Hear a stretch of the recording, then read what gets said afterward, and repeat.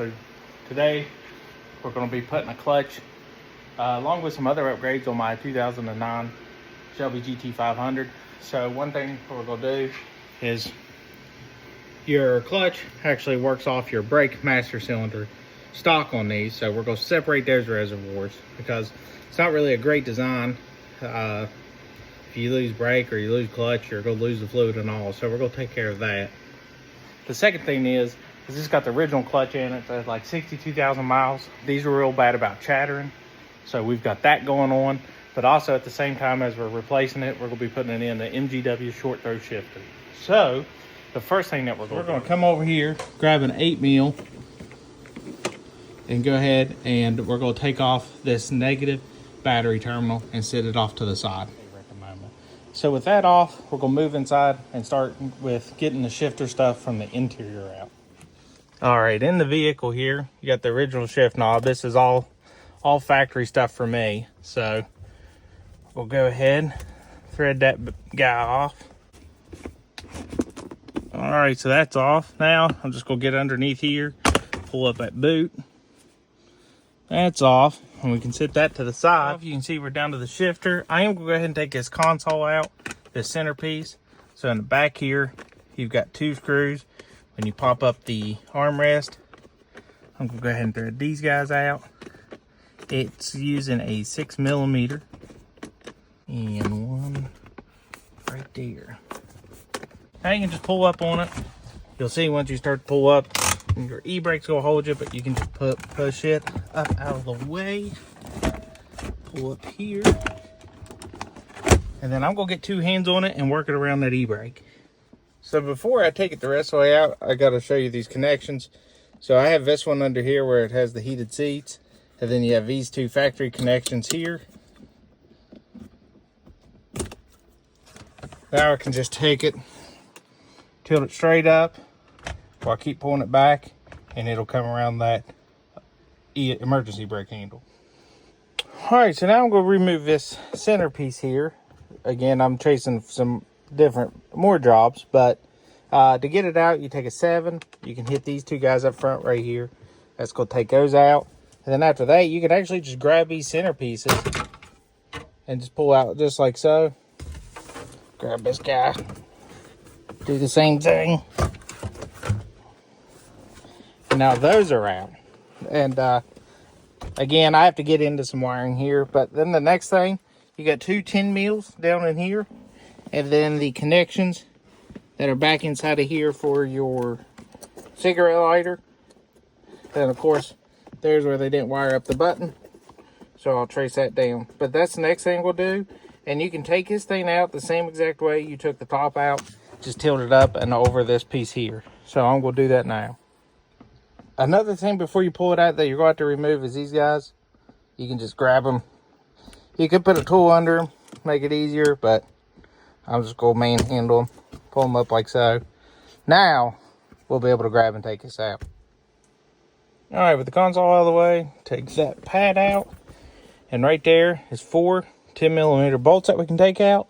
And then these right here, I'm going to go ahead and take this off and take this shifter here loose and break it into 2 parts just for the ease of removal because it will come out underneath. But one thing I am going to make for sure is that she is in neutral. So, all right, with that piece out, there it is. And that's what it looks like with your shifter detached. So that is everything we got to do up here for the moment. When we go down there, this will pull down and out of the way. So that's it for the interior as of right now. Now, it was my vehicle. I've got it up on these quick jacks. So I'm going to have a lot of room to work with, which is nice. These is actually not quick jack brand. They're Vavor, whatever. Super nice, 7,000 pound capacity. But anyways, our next thing is slide up under here and start taking off some braces and some parts. All right, so up under here, the first thing I'm going to do is take this brace off. 4 15mm bolts is going to let this brace come down because I don't want to try to fight around it when working on the transmission and getting it out. All right, so that guy's out. And I went ahead and did a 15mm on these exhaust clamps. and took my X pipe off. 15 mil my exhaust clamps here, got all that up, and I just wiggled it out of the way. The next thing I did is I went ahead and pulled these exhaust O2 sensor plugs off of this harness and then off of this one. Now I've got the upstream ones that I need to pull off because I'm going to take these downpipes off. So 15 mil in the flanges on those. I will get up under it and get these off. All right, took those two off right there. You see there's that pipe. It had the upstream sensor on it, but on the other side, the upstream sensor's on the manifold itself. So no gaskets on those. It's just a straight flange mount, but you can see where mine was loose, that ring, how it's half on there, and then it comes off here. That's where my exhaust leak was. So we're down to that. Now, before we start on the next process up here by the transmission, we're gonna go back here and we're gonna take this drive shaft loose. So the first thing we'll do is take these 4 mounting bolts out, but before I do, I'm gonna go ahead and put a mark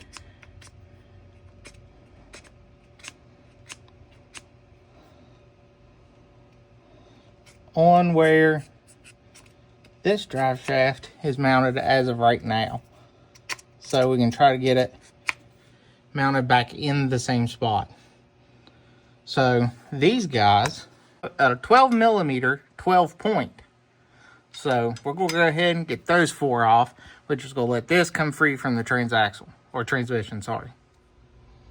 All right, so got all those off. I was able to basically just set the e-brake, break ones off, turn it over, get the other ones.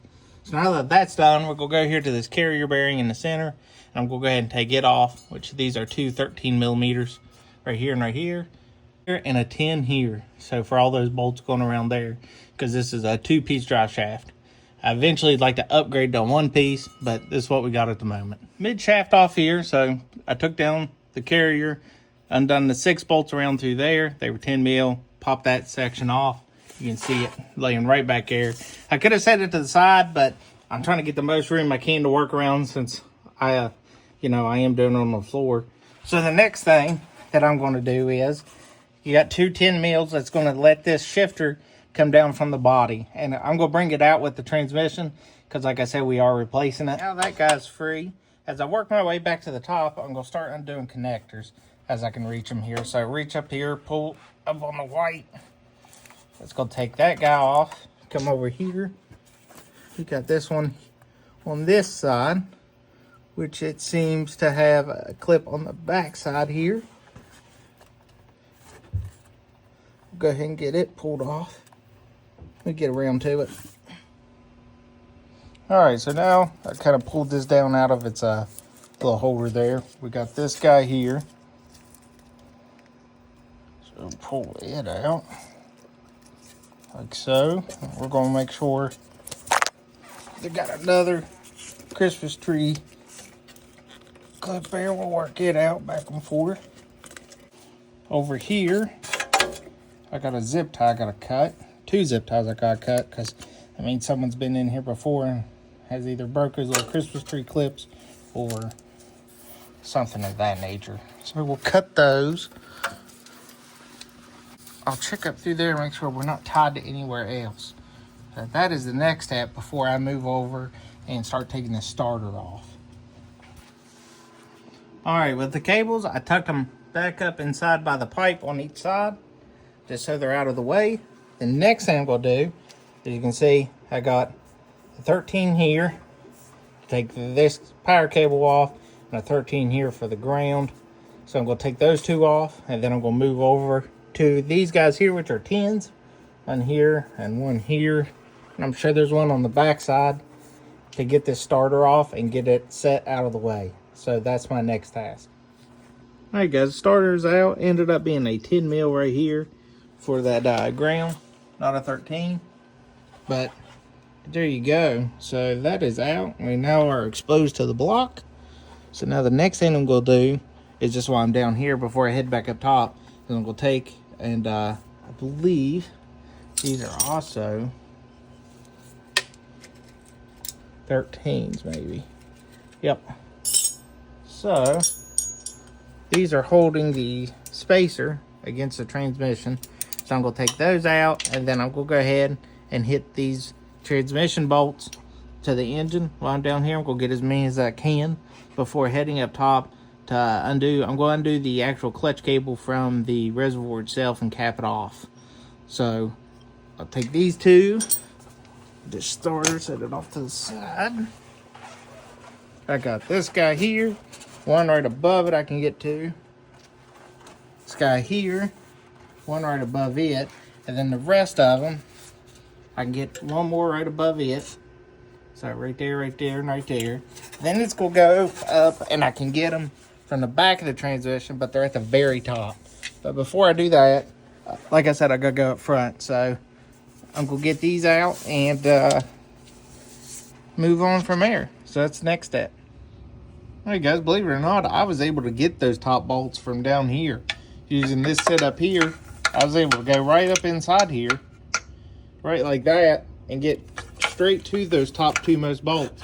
So I've seen a lot of stuff where guys have dropped the lower part of the transmission, used long extensions and all that, but I was able to get right up in there and take it out. It's right there where my finger is. I know I can't get you in there, but I was able to get those out pretty easy. So, not really having to go up top, I probably will go ahead and take this hose loose, go get me some rags to catch the fluid that's going to fall out. But you'll see there is a pull tab, pull little spring right there. That'll allow me to pull the line straight up and out. So the next thing I am going to do to give me a little bit of space before I pull the back of the transmission down is these. It's easier to see on this side. Motor mounts have a nut right on top. I will loosen it up to the top threads to allow this engine to rock back to give me even more room for when I'm dropping her down to pull it apart. We're going to be a 15 millimeter, so I'm going to get that up in there, see what I can do. The passenger side will be easy. See what I can do about this driver's side one. Alright guys, so that one's out. Minimal fluid loss there. I went ahead and loosened up both of them. I was able to get it with the 15 and a flexible head ratchet. I did go ahead, get this contraption set up on the crank. I went ahead and got my transmission jack here. I got it pretty much held on there just a little bit, adjusted. It tilts. So basically, everything is ready for this engine, hopefully to tilt down enough to let me get this transmission out. So what I'm going to do is, I'm going to take and go ahead and take these 4 bolts out here that's holding this cross member on. Now I believe those are probably going to be 18 millimeter. Yep, sure enough they are. So I'm going to get the impact, take those out. This transmission jack's going to hold it up there for me, and then I can slowly crank it down, letting it tilt while putting pressure back on this jack. So basically the engine won't slap back down when this comes off. So the other thing I've got for this job is a little pry bar laying around here somewhere, just maybe to help assist get it broke away from the block once it gets separated, if it's going to give me trouble. So that is the next step. Let's see how this works out. All right, everyone, there she is out, laying on the ground. It did have an aftermarket clutch in it, but she is sort of making a lot of noise. So we'll see what that's about here in a minute. I'll take his disc off, but everything worked out good. Was able to put pressure on the crank, tip the engine back, take it right out, and you see the only little bit of casualty was a little poke in the insulation. So nothing bad, pretty good, I should say.